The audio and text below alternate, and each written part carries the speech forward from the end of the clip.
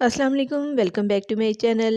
Pizza बनाना सबको बहुत मुश्किल लगता है, लेकिन आज की इस रेसिपी के बाद आपके लिए बहुत आसान हो जाएगा घर में पिज़्ज़ा बनाना। पिज़्ज़ा डो कैसे तैयार करनी है और कैसे हम लोग इसको मज़ेदार बना सकते हैं घर में।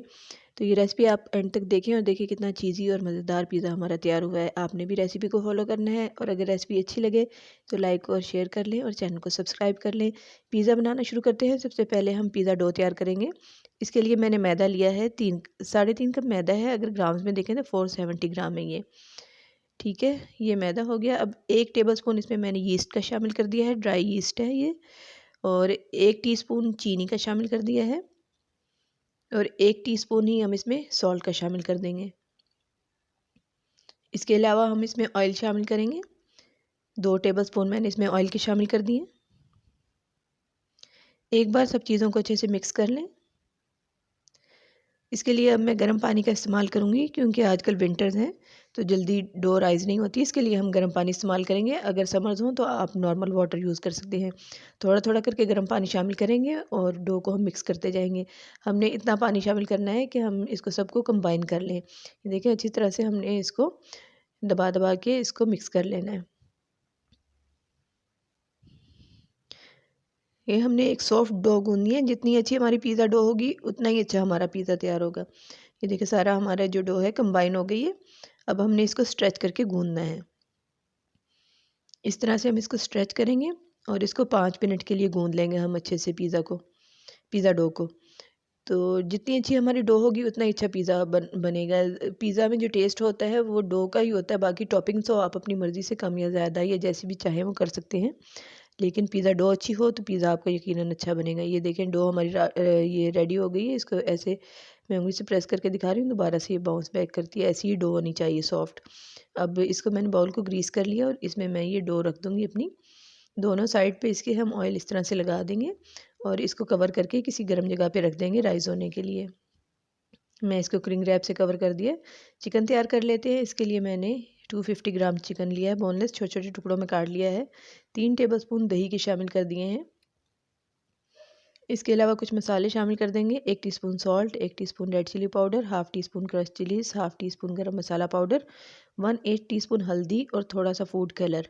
ये मसाले हैं, इसमें शामिल कर देंगे हम चिकन में।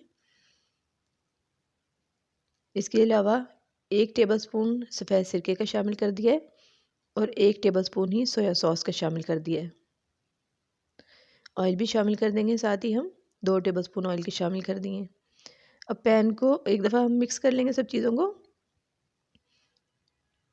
और पैन को हम चूल्हे पे रख लेंगे। मीडियम टू लो फ्लेम पे हम इसको चिकन को कुक कर लेंगे। चिकन को हमने इतनी देर तक कुक करना है कि ये दही जो पानी रिलीज़ करेगी वो खुश्क हो जाए और चिकन गल जाए हमारा।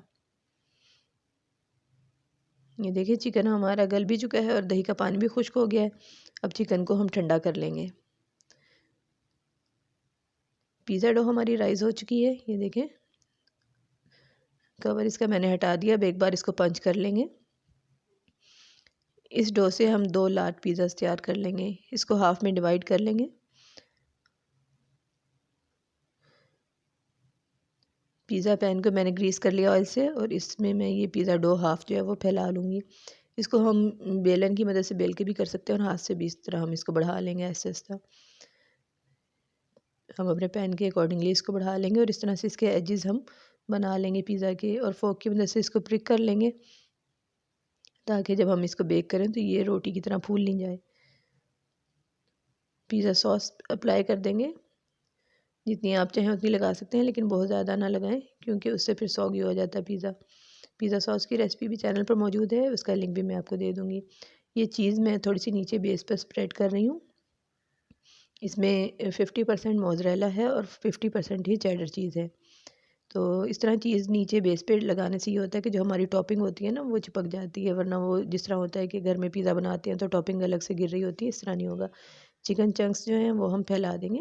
घर में पिज़्ज़ा बनाने का फ़ायदा यही है कि हम अपनी टेस्ट और चॉइस के अकॉर्डिंगली चीज़ों को अरेंज कर सकते हैं, कम या ज़्यादा कर सकते हैं। जो चीज़ हमें पसंद हो उसको ज़्यादा कर सकते हैं। वेजिटेबल्स थोड़ी सी डाल देंगे। ये प्याज हैं जिन्हें मैंने चौकोर चौकोर काट लिया, छोटे छोटे जैसे ऑमलेट में काटते हैं ना उस तरह का।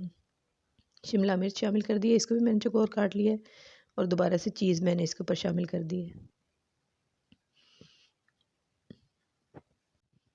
चीज़ की अच्छी क्वांटिटी हम इसके ऊपर डाल देंगे, क्योंकि टेस्ट जो है वो फिर चीज़ से ही अच्छा आएगा। चीज़ मैंने शामिल कर दी है। अब दोबारा से इसके टॉप पर थोड़ी सी वेजिटेबल्स डाल देंगे, शिमला मिर्च, प्याज और टमाटर। टमाटर की भी मैंने सीड्स निकाल लिए हैं और उसको भी मैंने चौकोर टुकड़ों में काट लिया है। तो इस तरह से हम अरेंज कर लेंगे सब सब्जियों को और इसके ऊपर फैला लेंगे अच्छे से। ये देखें पिज़्ज़ा हमारा रेडी हो गया। अब आखिर में हम इसके ऊपर ऑरेगनो स्प्रिंकल कर देंगे और अगर आप चाहें तो गार्लिक पाउडर भी इसके ऊपर छिड़क सकते हैं। ओवन को मैंने प्री हीट कर लिया 180 डिग्री सेंटीग्रेड पर, और इसको मैं अब बेक कर लूँगी 35 से 40 मिनट्स के लिए। ये डिपेंड करता है आपके जो ओवन का टेम्परेचर है उस पर। ये देखें हमारा मज़ेदार चीज़ी पिज़्ज़ा तैयार हो गया है और देखने में जितना अच्छा लग रहा है उससे ज़्यादा ये टेस्टी है।